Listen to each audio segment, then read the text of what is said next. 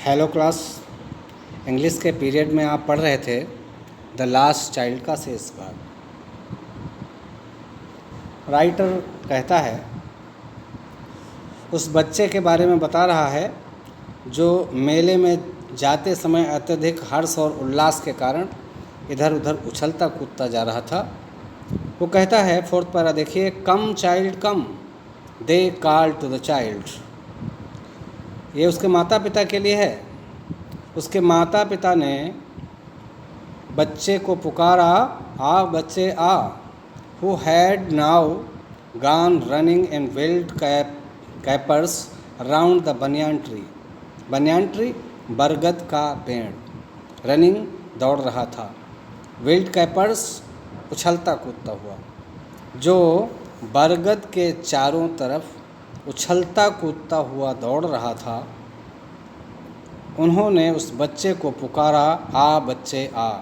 And gathering him up they took the narrow winding footpath which led to the fair.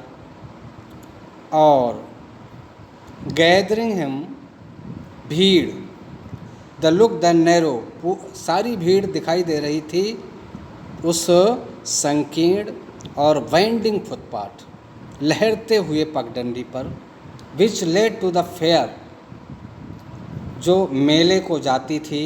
कहाँ से? थ्राड the mustard field, जो सरसों के लहराते हुए खेत से पगडंडी के रूप में मेले तक जाती थी। उस पर भीड़ दिखाई दे रही थी।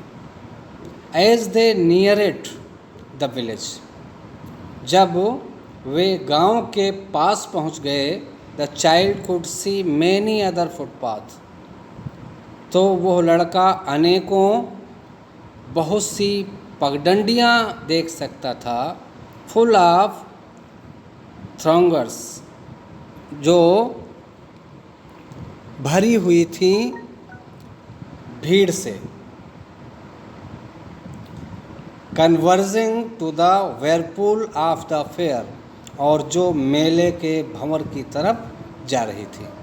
एंड फेल्ट, और महसूस किया, एट वंस रिपीलेड एंड फैसिनेटेड, जो अस्त व्यस्तता से परिपूर्ण, बाय द कन्फ्यूजन, इस संदेह में, यानी आसक्ति और अनासक्ति के संदेह में, सारे संसार को देखकर, वह सारा संसार वहाँ प्रवेश कर रहा था। एक बार इसको फिर से देख लीजिए, हो जाएगा।